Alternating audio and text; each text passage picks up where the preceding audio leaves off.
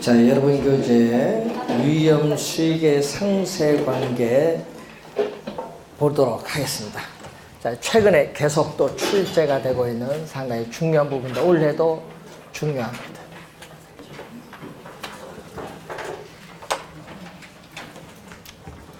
자, 위험 우리가 회피형 투자자죠. 자, 위험 회피형 투자자는 위험 이 기대 수익률 평면입니다. 자, 위험이 제로일 때 얻을 수 있는 수익률이 예를 들어서 2%다. 2%.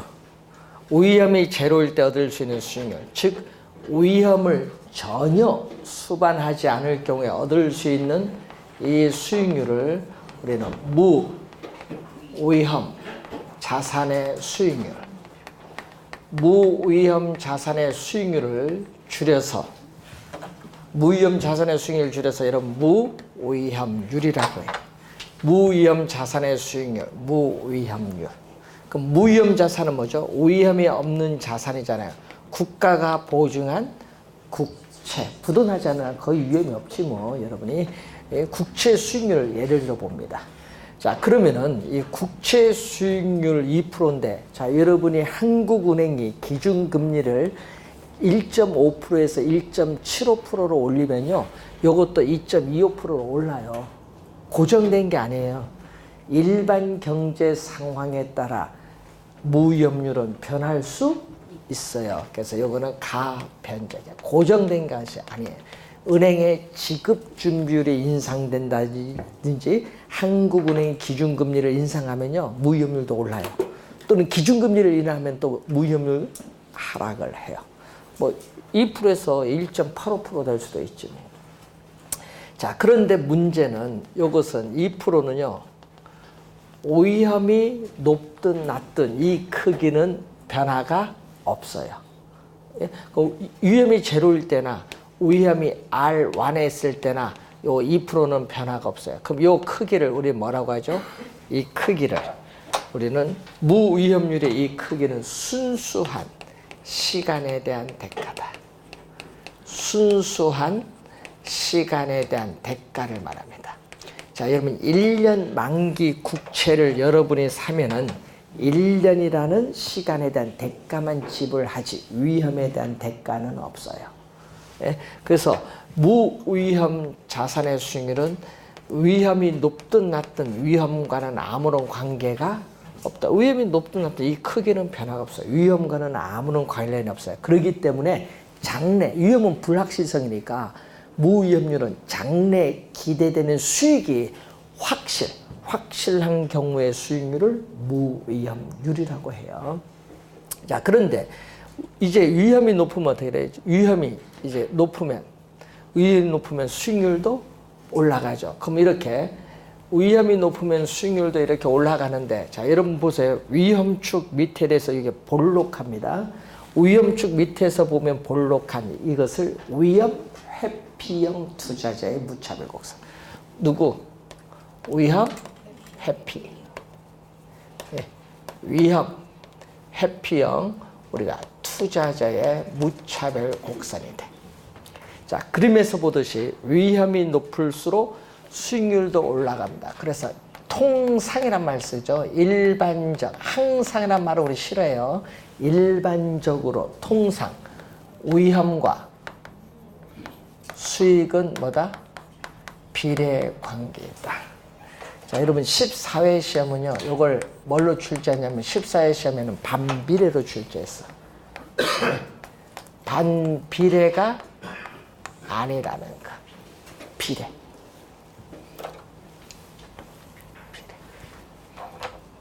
14회 시험에는 반비례로 냈거든요. 자, 이 말은 어떤 의미냐 하면요, 여러분 작년 시험에 또 출제했거든요. 일반적으로 위험과 수익은 비례 관계다. 이 질문을 출제했어. 또 작년에. 그리고 26회는 또 이렇게 냈거든요. 투자자가 시장에서 부담하는 위험이 높을수록 시장에서의 수익률도 높아져요. 되겠죠? 요거 있잖아요. 화살표가 이렇게 무슨 방향? 같은 같은 방향으로 변동할 때를 경제이론에서는 뭐라고 한다? 플러스를 비례. 그 마이너스는 반비례. 화살표의 변동 방향이 반대로 변동하면 마이너스고, 마이너스는 뭐다? 화살표의 변동 방향이 반대로 변동하면 마이너스고, 그때는 반비례라고 해요. 그러니까 마이너스가 아니라 뭐다? 플러스. 요것은 플러스 마이너스, 요건 26회 시험에 출제했어. 플러스 마이너스 관계 잘 알아둬야 돼요. 그리고 21회 시험, 24회 시험에도 요걸 출제했습니다. 시험에 많이 나오는 용어인데 이것을 우리는 전문용어로 거기에 뭐라고 하느냐? 전문용어로 위험, 수익의 상쇄 관계라고 해요. 시장에서 투자자가 부담하는 위험이 높으면 높을수록 투자자가 요구하는 수익률도 높아지는데 위험 높고 수익률 높아지죠. 요게 두 개가 상쇄된다. 우리 야구 경기를 보게 되면요, 우리는 트레이드를 오프 시즌에서 하는 거예요. 오프 시즌에 트레이드를 한다. 여기서 나온 말이에요. 상쇄관계. 상쇄시킨다. 위험도 높아지고 수익도 높아진 두 개를 뭔다? 상쇄시킨다. 위험 수익의 상쇄관계라고 해요. 시험에 많이 나온 용어죠. 좀 주의해두고 비례라는 걸 좀 주의해 두셔야 됩니다. 자, 그러면은 이때 여기서 보세요. R1만큼 위험일 때 요 크기죠. 위험이 높을수록, 자 여러분, 위험이 높을수록 요 크기죠. 요 크기가 점점 이렇게 커지고 있어요. 예? 그럼 요걸 뭐죠? 위험이 이렇게 높아질수록 요 크기는 점점 이렇게 커지고 있다. 이걸 우리는 전문용어로 위험 할증률이라고 해요. 위험 할증률. 위험 할증률은 위험은 리스크를 말하고, 그리고 할증률은 프리미엄을 번역했다. 자, 여러분, 프리미엄을 번역해서 할증률로 번역한 거죠. 그래서 이것은 시장에서 증대되는 위험에 대한 대가를 말한다. 시장에서 증대되는 위험에 대한 대가를 위험 할증률이라고 한다. 증대되는 위험에 대한 대가. 그래서 지금 투자의 대가에는 수익이 따르기 마련인데 그 수익에는 시간에 대한 대가와 위험에 대한 대가 둘 다 포함을 하고 있다는 거죠.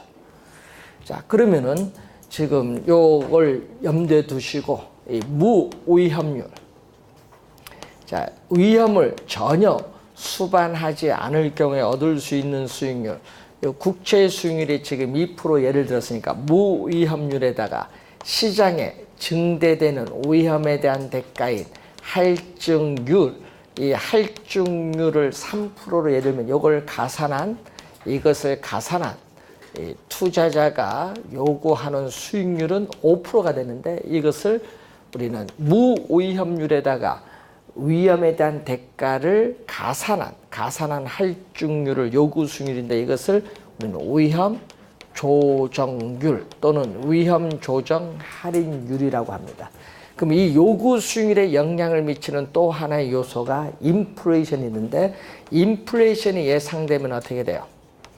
화폐 가치가 하락하니까 투자자는, 임대료 수입 받는 투자자는 손해예요. 그래서 지금 두 개를 더해준 5%인데 인플레이션이 2%가 예상되면은 어떻게 돼요? 투자자는 손해 보니까 이 2%만큼 수익률을 더 요구해. 몇 프로? 7%를 요구하겠지. 요거 다 더해주는 게 요구 수익률이에요. 그래서 예상된 인플레이션율만큼 투자자의 요구 수익률이 더 높아지는 것을 우리는 거기에 어빙 피셔라는 학자 이름 따서 무슨 효과? 피셔 효과라고 해요. 피셔 효과.